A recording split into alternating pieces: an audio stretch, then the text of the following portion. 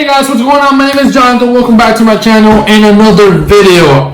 Today I'm going to go ahead and talk to you guys about what are the best niches for SMMA in 2020. So guys, first of all, let me go ahead and answer another question that I got too long ago, right? So I know I made a video before about non-niching and niching, but I've actually changed my mind. You know, when you actually start going through with everything, and you're going to see that you're going to be changing your mind a lot, and it's just the way it works and the way it happens. So, do you want a niche? Yes, 100% yes. It's so much easier. It's so much easier to get clients when you have a niche.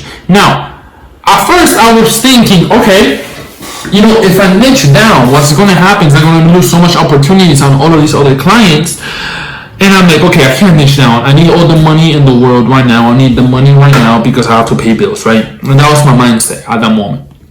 So when it came down to it, I left my website broad. I left my social media broad. But when I was sending out these messages, what I was doing is saying, hey, I focus on this specific certain area. I'll focus on this specific niche. I work with dentists and I help them get these type of results. And then I would say, hey, I work with plastic surgeons and I help them get these type of results. I work with real estate agents and I help them get these type of results.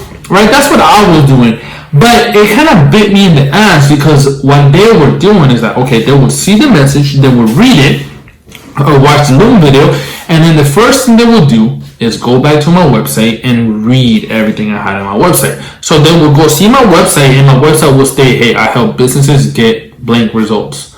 It didn't say nothing about I help dentists get blank results. It didn't say nothing about I help plastic surgeons get blank results. No, it didn't say none of that. It said I help businesses get blank result. So at that point, they already caught me in a lie because I said I help dentists when I really help any business.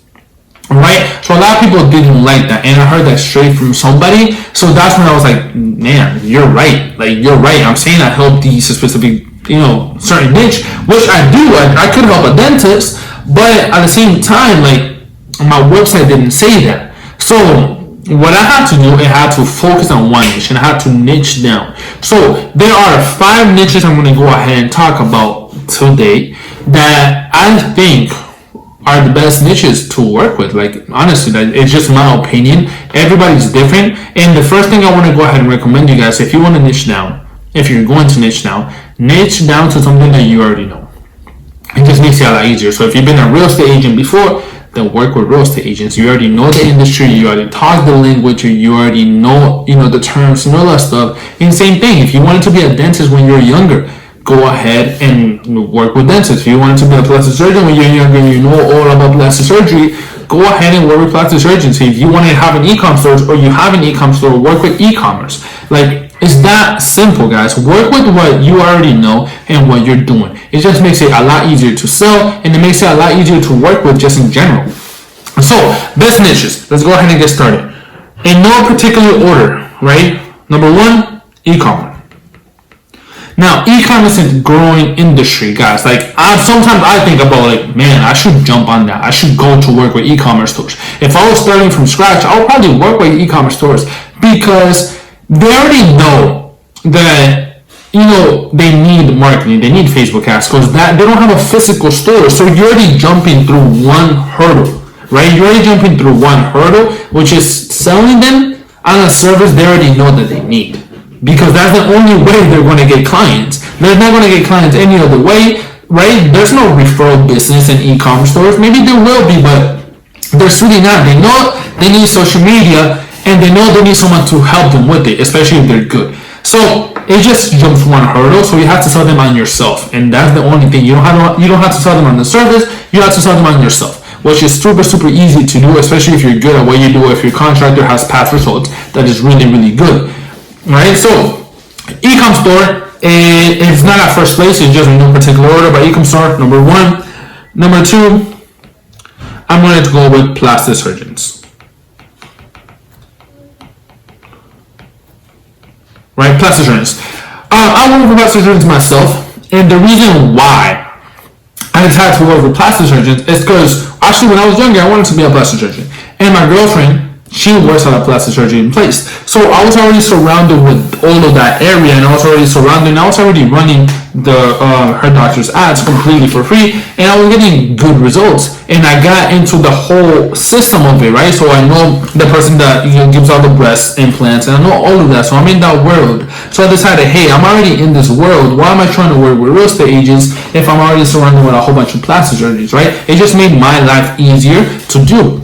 I already know the terms. I already know the Facebook ad compliances. I already know all of that good stuff, which makes it easier for me to advertise for them. Number 3, I'm going to go with orthos. Orthodontist. This is a very, very good niche, and it's a very untapped niche. A lot of people work with dentists, with general family dentists, but not a lot of people focus specifically on orthodontists. This is a very unique niche that a lot of people do not talk about, and it could be a very high-ticket niche because braces could cost $5,000. For me, they cost $5,000. It could cost $3,000, $4,000, $6,000. So it's a very high-ticket, client that you can go ahead and actually charge them $2,000 easy for if you're actually getting them 2 or 3 clients per month. If you're not getting them 2 or 3 clients per month, then charge them $1,000 to begin with, and once you start seeing the results, say, hey, I'm going to charge more. If the results are good, they're going to be happy to pay you more because they don't want to lose your services. Number 4, real estate agents.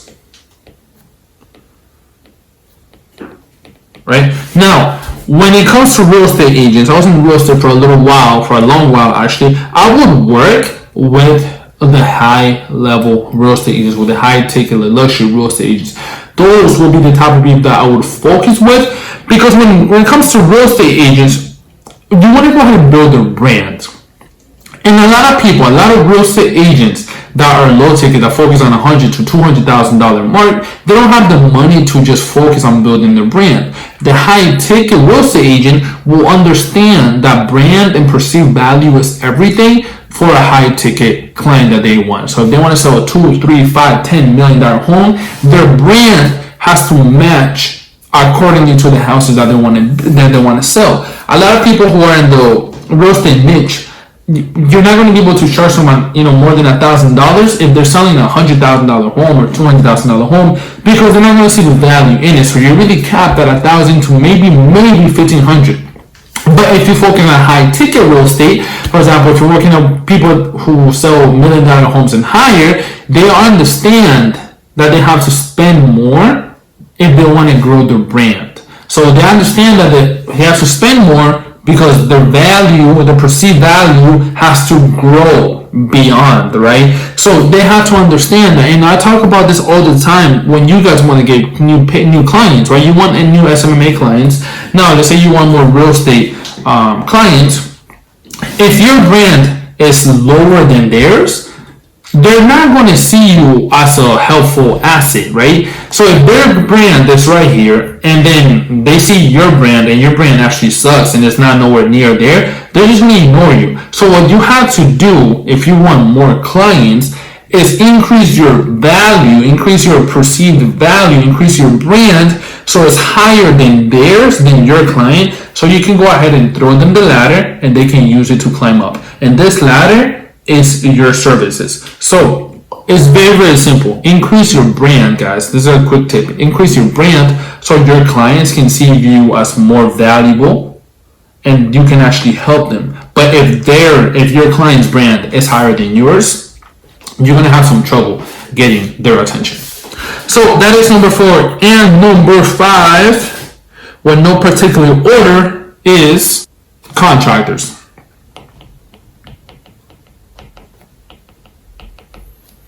Number 5 is contractors. And when I talk about contractors, I'm talking about painters or roofers or, kitchen contractors. This is a really good niche, especially if they're a well-established business. If they're not a well-established business, do not, if they're working from their home, do not work with them. If they're just opening an office, do not work with them. Please don't. Because they don't have the certain skill set, and they don't have the certain people that are going to be responsible for these leads. I had a client that we stopped working there because we're sending a whole bunch of leads every single month, and nobody was responding to these leads. These people were calling in and they were messaging in saying, hey, I want an estimate. Hey, I want this. I want this. And to this day, nobody has responded to them. So they don't have the certain, foundations in order to start responding to these people, which is very, very important that your client that you're picking is ready and is prepared to respond to all of the leads that they're going to be getting. Right? It's very, very important. And guys, I'm going to throw in one more niche, and it's info products. Info business, right? The expert business. This is a growing business. This is a growing trend, and this is good. You can combine these two. A lot of people combine these two together, but the info product business is actually a growing business that is going to be really, really good, and a lot of people are not really focusing on it.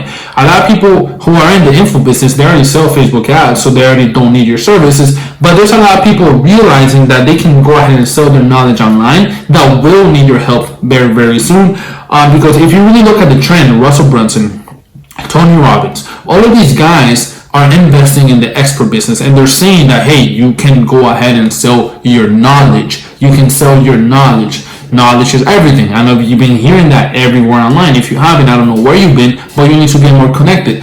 So the expert business is growing. So if you want to go ahead and get a new niche that's really not going to be as tapped that much, go ahead and focus on the info business. Start working with people who have YouTube courses or have, online fitness courses or all of that stuff, and try to help them get more clients. It will be very easy, especially if you have a brand and a following already. It will be really easy to go ahead and get them results. And the best thing about that is that the info product business, 90% of that is profits, right? 90% of that is profit for your client. So you can actually charge them, 20% or 10% on return on ad spend, which would be good for you. So guys, I hope you found this video helpful. If you did, go ahead and give it a like. Other than that, guys, my name is Jonathan, and I'll talk to you guys later.